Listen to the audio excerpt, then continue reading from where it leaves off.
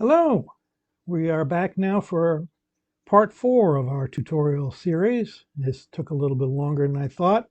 I had to change the way that I do my video capture, and hopefully this will work a little bit better. You should be noticing some differences. This is going to be another one that's going to be very specific to the situation. In part 1, we had talked about how you use the camera on your phone, or you use a video camera to record a portion of a service just working at home, just like I am here at my dining room table. Then in part 2, we talked about how you get that file off of your video camera or your phone so that you can transfer it either using Facebook or through a dedicated YouTube account to the person who is in charge of handling putting together of the final recorded service. Obviously, for St. Michael's people, that's me. If you're with an outside congregation and you stumble across this, you'll need to find out who is doing that for you if you're choosing to go that way. Part 3 was more specific. That was looking at those of us who do the final assembly, how we then retrieve those videos, either off of Facebook or off of YouTube. Obviously, that if you're one of those people, now you have the video, what do you do with it? Well, if you don't already know how to do video editing, that's kind of a problem. So we're going to go into that part of it right here. And I'm going to split that up into a couple of different segments just to try to keep them reasonably short. I don't want this to turn into an hour-long video if I can help it.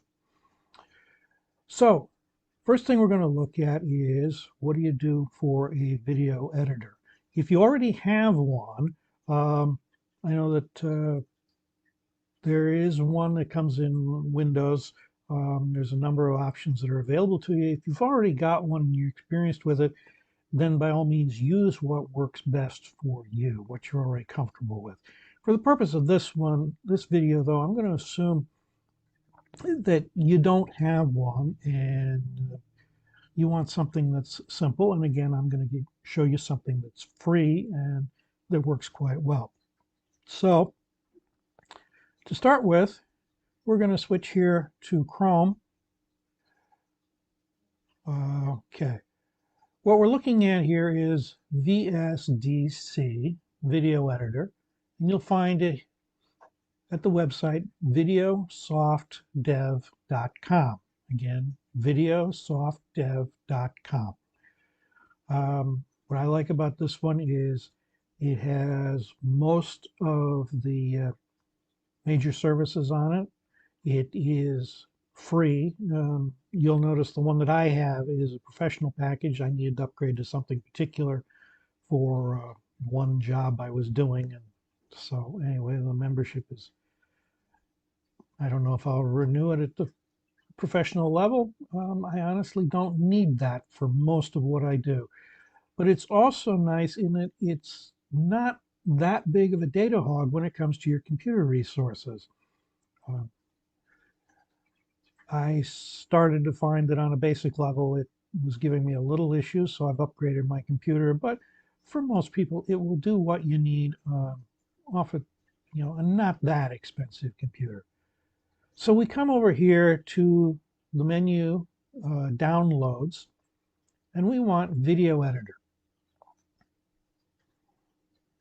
It looks like there's buttons below on the website, on the web screen, where you could download it, but no, this is the way you have to go in, through the Downloads menu in Video Editor.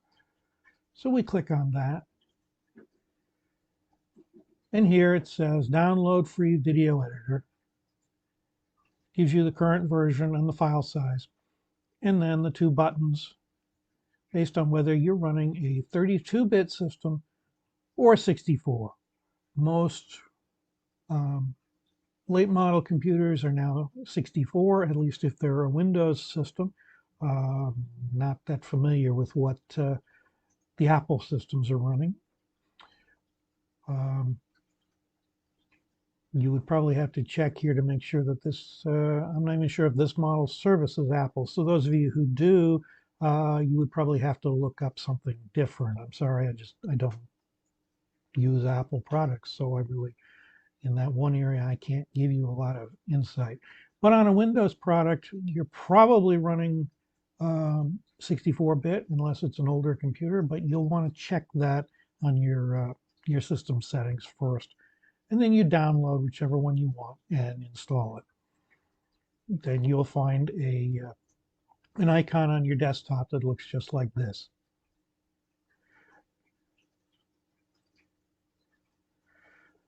So now we'll look at opening that one up. We'll switch back to VSDC itself.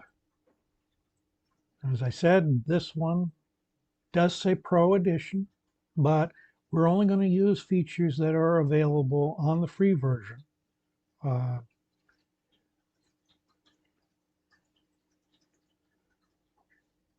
And for the most part, you're simply going to want to import content. So we're going to start off on this one looking at the videos that you have received from those who are doing individual segments. And a couple of things that you're going to want to have to do. So I click Import Content, and I get a menu opening here. And it asks me which files I want to open. You can see I'm in videos. I have a separate video for St. Michael's videos. And then this is for, I'm preparing for the service that's coming up on December 6th, which will be the 5th Sunday of Advent on the 7-week Advent schedule. Of the ones here, the ones that have the A and the number prefix are those that have already been edited down. They are in the raw format. They don't have the subtitles on them that I do. And I'm not going to get into a lot of detail on that particular part. I'm simply going to show you how to convert the video to what you need. So we're going to start off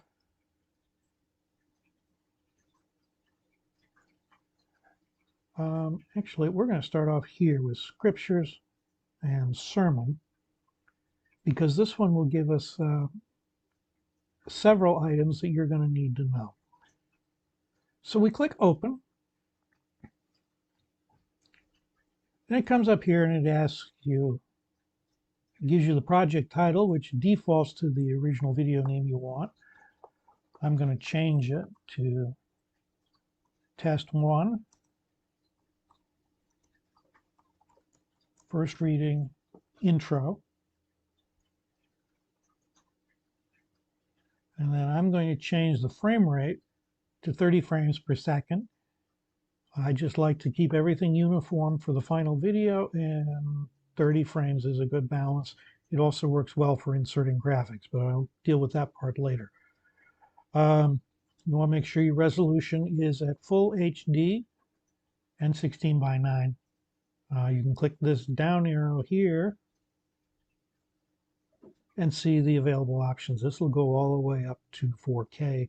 If you want to use it for streaming, you're not, or even recording, you're not going to want to do that. Facebook will not support anything above 720 if that's the way you make your services available. YouTube will support up to full HD or ultra 4K HD. But if you're simply using a standard video camera or your phone to record, that is probably not going to be an option for you. And honestly, you don't really need it. So we've set ours at Test 1 and first reading intro. So we say Finish.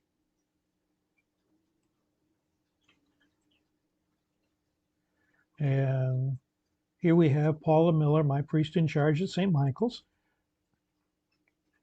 And she comes in and does a series of recordings. She records here the intros to the Old Testament reading and to the epistle.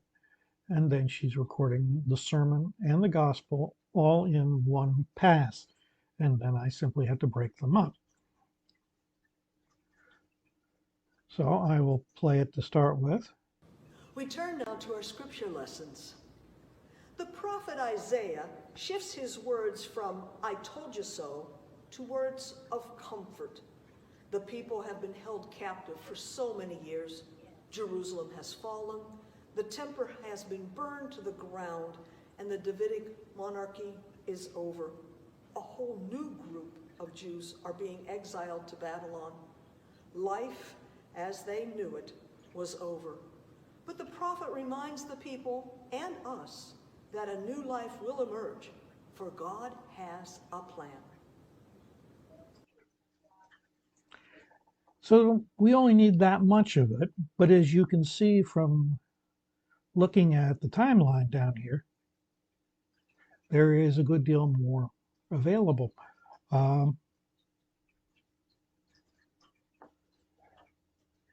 So we're going to come down here onto the bar that shows the snippets of the video, and we are going to right click. That brings up this menu to see, and we want to come up to here to where it says cutting and splitting.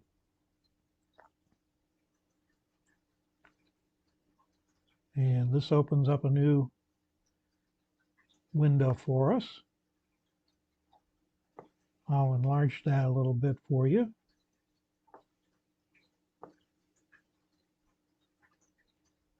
So you have a viewing window here, and then up here you have the timeline. So I want to click up here on the timeline to move it back. And now I'm going to play it forward a little bit. As they knew it was over.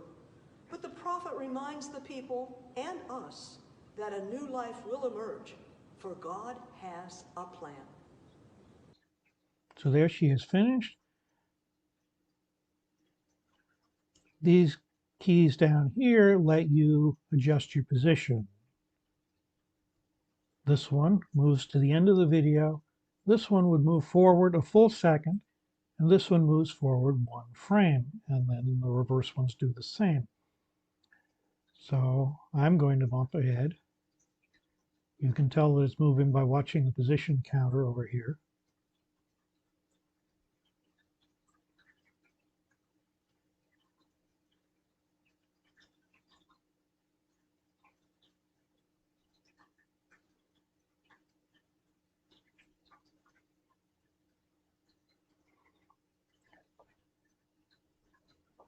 That prevents the reading from coming in right on top of her.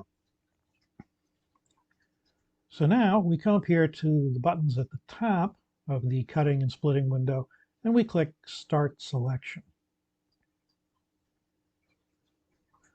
Now initially that doesn't appear to have done anything, but it actually has. It will start from this point where this blue line is. Now, since that is as much of the video as I can use for this first segment, I'm going to click it over here to the end. Now you don't see any marker back here, but it's still there. You'll see it in a minute. Now we're going to hit play again down here at the bottom. Of the good news of Jesus Christ, the Son of God. Amen.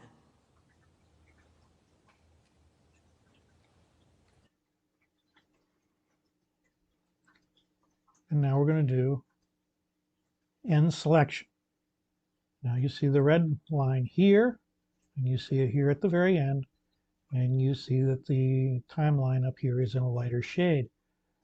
So we're going to go to this button, Cut Region, and we're going to take that out. Now we haven't finished it yet. It tells you here how much you're planning to take out. If you needed to take out a little bit at the beginning, but at the end of a video, then after you did the first section, you would then go to the end and trim out a little bit there. And so you would see 2 amounts here. So once you've selected whatever you need to, you come down here to the bottom and hit this button, Apply Changes. It closes your cutting and splitting window and asks for confirmation because you're about to get rid of a large chunk of your video, and it asks if you're really sure you want to do this. In this case, yes, we are sure.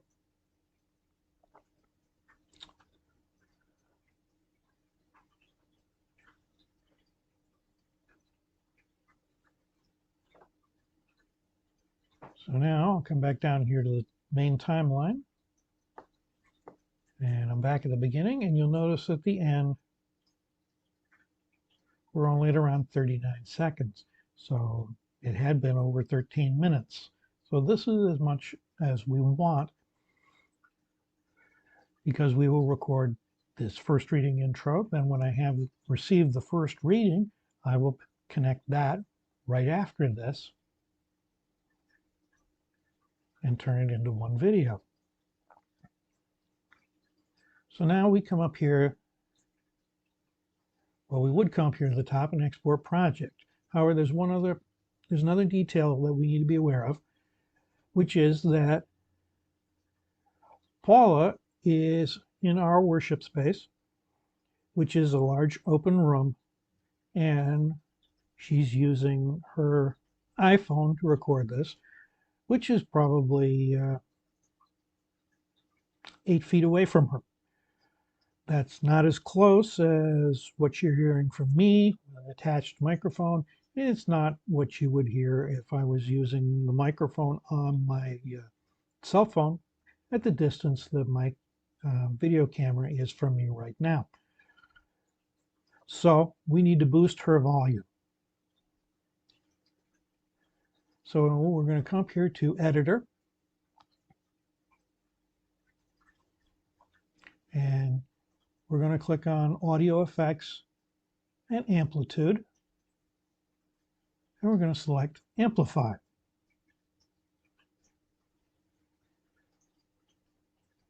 Now here you could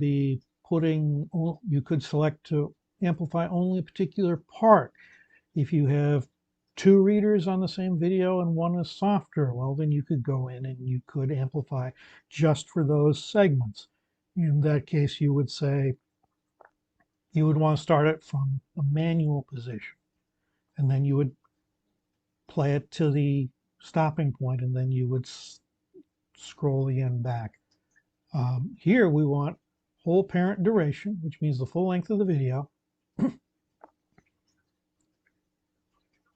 And adding a new layer means this is going to put it in on the these menu lines below here. It will put it in below the actual video segment. So we're going to click OK. And we see here Amplify 1. If you look up here in the Object Explorer, we see the original video title, and then we see Amplify 1 below that. Now, to select our amplification, we bring our pointer back down over the bar that says Amplify 1, and we right-click, and we go to Properties. Here in the Properties window, we see where we're starting. We're starting at 0 at the very beginning of the video, and we're going 39 seconds, the full length of it. And to amplify it, here we are, audio volume in decibels is 0, so that's the original. If you had a video that was really loud and you needed to make it softer, well, by clicking on it, you bring up these two arrows, and you could click here to a negative figure.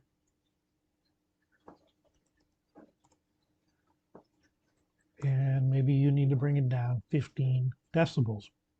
Then you simply click back down here on the blank area, and it applies it. However, we know that with Paula's reading here, we don't need to make her softer. We need to make her louder. So I'm selecting 14 decibels of boost. That's simply from my own experience of what it takes to pretty much equalize her out with a reading of somebody from home. And you'll need to tweak each of your videos a little bit just to make them sound all together, but you have to really do that by ear. So it'll take a little bit of practice. You'll get used to it. So again, we click down here on the blank area and apply it. We can close that window out. It'll probably close anyway. So now we come down and we hit the play button. We turn now to our scripture lessons. The prophet Isaiah shifts his words from I. And as you just heard, she is noticeably louder. Uh, if that's too loud for you, then of course you would come back down, click back at the beginning just to make sure that it doesn't try to do this only for part of it. It shouldn't, but just to be safe. We again right click on the Amplify 1 bar and we do Properties. And you come back to Audio Volume and you tweak it as you need to. But I've already recorded this video for the final version, so I know that 14 decibels is good for what we want to do. So the last thing we need to do to finalize this is to come here to Export Project. It defaults to the AVI format, that's Audio Video Interleave, and that is perfectly acceptable. It works well for YouTube, it works well for Facebook.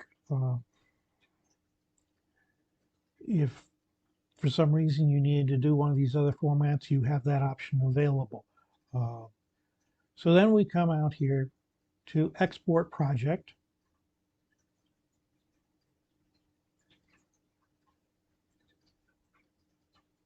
And it has just started, as you can see from the reading, from the indicator at the top, which says we're already up to 20%.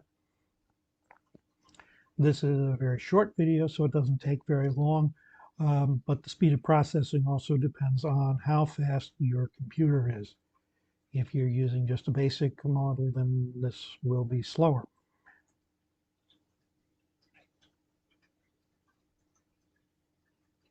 And as you can see, we're already more than halfway through.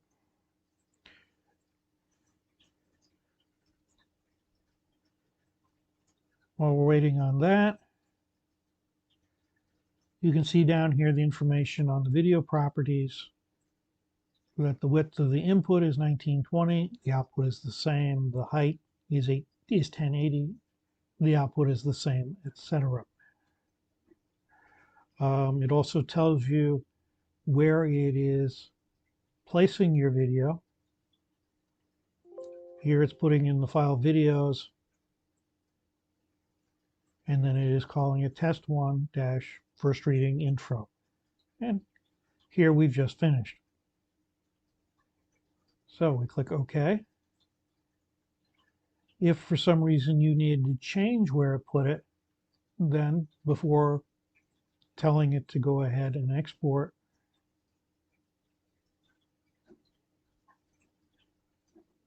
you could go into change name. And in this case, the menu has defaulted back to my folder for December 6th.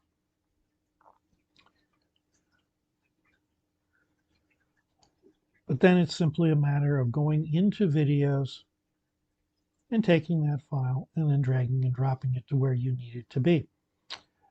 If you prefer to put it directly into that folder, that's your choice. I choose not to, because then I'd be changing it every week. And too often I'd forget, and then I'd be searching my computer trying to find it. So that is the basic issue of how to handle the video that you've got, the basic things you need to worry about, how to trim it, how to adjust the volume. There's a lot of other features that are available here. I'm not going to deal with that right now because for the most part, those aren't things that are needed. This is what you really need to produce a simple recorded video. And we will get on to more of the other issues in the next tutorial.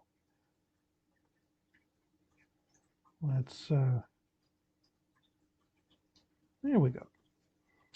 So I hope that this part was informative, and thank you very much for sticking with me. We'll have some more information on this shortly in the next installment. So thank you very much.